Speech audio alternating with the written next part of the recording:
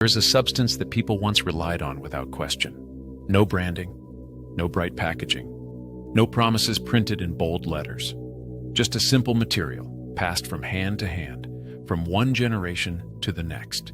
It cleaned what nothing else could. It preserved what would have otherwise been lost. And for a very long time, it was considered ordinary, until it wasn't. Because anything that works too well eventually becomes a problem, not for you, but for the people trying to sell you something else. Welcome back.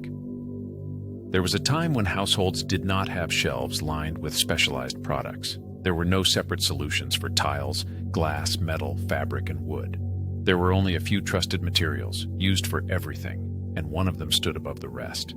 In villages across Europe, in workshops across Asia, and in homes across the Middle East, people used a pale, crystalline substance that could cut through grease, lift stains, and restore surfaces that looked permanently damaged. They didn't discover it in a lab. They didn't patent it. They inherited it. Mothers taught daughters, craftsmen taught apprentices, and no one questioned it because it worked every single time. Old copper pots blackened by fire would return to a warm glow. Stone floors dulled by years of wear would regain their color. Fabric stained beyond saving would come clean again. Not faded, not improved, restored completely. And here's the part that matters. They didn't scrub harder. They didn't spend hours repeating the same process. They understood something most people today have forgotten. Cleaning is not about force. It's about reaction. Because most stains are not sitting on the surface. They are bonded to it, at a level you cannot see. And if you don't break that bond, nothing changes. You're just moving the problem around. That old substance worked because it didn't fight the stain. It dismantled it, quietly, efficiently, permanently. Up to this point, everything sounds almost impossible. A single material, used across generations, capable of restoring surfaces instead of just cleaning them. So what was it? What were people actually using? It wasn't rare, it wasn't expensive, and it definitely wasn't complicated. It's called oxalic acid, a simple organic compound found naturally in plants like rhubarb and leafy greens. But in its pure form, it does something most modern products don't even attempt. It doesn't clean the surface. It targets what's attached to it. Because stains like rust, calcium buildup, and hard watermarks aren't just sitting there. They're chemically bonded, and oxalic acid breaks that bond. When it comes into contact with those deposits, it reacts with them at a molecular level, turning solid buildup into something that dissolves in water, which means when you rinse it away, the stain doesn't fade, it doesn't lighten, it disappears completely. And this is where everything changes, because once you understand that, you realize the real difference between what people used before and what most people use now. One removes the problem, the other manages it. But over time, something shifted, not in homes, in markets. As trade expanded and manufacturing grew, a new kind of product began to appear. Not stronger, not more effective, just more profitable. Liquids replaced powders, bottles replaced containers, fragrance replaced function. And slowly, the idea of cleaning changed. It was no longer about solving the problem. It became about maintaining it. Because a solution that works once is not a business, but a solution that needs to be used again and again. That's an industry. And that industry grew fast. By the early 20th century, companies had figured something out. If you give people something that partially works, they will keep coming back.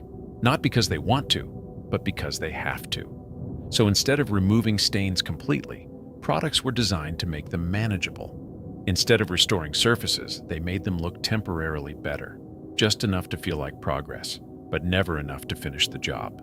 And the old methods, they didn't disappear overnight. They were pushed aside, quietly. No announcements, no bans, just less visibility, less mention, less teaching, until a generation grew up without ever hearing about them. And that brings us to now. Today, most people believe cleaning requires effort, time, repetition, multiple products. But that belief only exists because the original knowledge faded. Think about it. If something could completely solve a problem in minutes, would you still buy 10 different alternatives? Would you keep searching? Would you keep spending? Of course not. And that's why the simplest solutions are often the hardest to find. Not because they're rare, but because they're overlooked, buried under noise. Now here's what makes this even more interesting. While everyday households forgot, certain groups didn't. Restorers, craftsmen, people who work with materials that cannot be replaced. They kept using the old ways, because for them, results matter more than marketing. When a restorer brings a centuries-old object back to life, they don't experiment with random products. They use what works. When a workshop needs to remove years of buildup from metal or wood, they don't rely on trial and error. They go straight to proven methods. And many of those methods trace back to the same principle. Break the bond, not the surface. Because once the bond is gone, everything else follows. And suddenly what looked permanent disappears. Not slowly, instantly. This is the difference between cleaning and restoring. One manages, the other resets. And once you see that difference, you can't unsee it. Because you start noticing something. How many modern products actually solve the problem? And how many just delay it? That question alone changes everything. Now let's go deeper. Imagine two approaches. One relies on friction, scrubbing, wiping, repeating. The other relies on chemistry, targeting exactly what holds the stain in place. The first one consumes your time.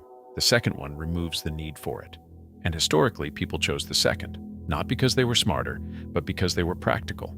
They didn't have endless options, so they kept the ones that worked best. Over generations, that naturally filters out everything useless. What remains is simple, effective, reliable. But simplicity doesn't sell well in a modern world. Complexity does. Variety does. Choice does. Even if that choice leads nowhere. So instead of one reliable method, you get dozens of specialized ones, each solving a small part of the problem, none solving it completely. And the cycle continues. Buy, use, repeat, without ever reaching the end. But here's the truth most people never hear. You don't need more products. You need better understanding. Because once you understand what's actually happening beneath the surface, everything becomes easier, faster, cheaper, and far more effective. That's what people in the past had. Not more tools, just clearer knowledge. And that knowledge was never lost. It was just ignored, because it didn't fit the system that replaced it. Now you have a choice. Keep following the modern approach, or start questioning it. Because the moment you realize that most problems don't need to be managed, only solved, you stop playing the game entirely. And that's where things change, completely. Because the real secret was never a product. It was perspective, a different way of looking at the same problem, one that focuses on eliminating the cause, not fighting the symptom. And once you adopt that mindset, you start seeing solutions everywhere. Simple ones, old ones, effective ones, the kind that don't need advertising, because they prove themselves every single time. So the next time something looks impossible to clean, fix, or restore, don't ask what you should buy. Ask what's actually holding it in place. Break that, and the rest disappears, just like it always did.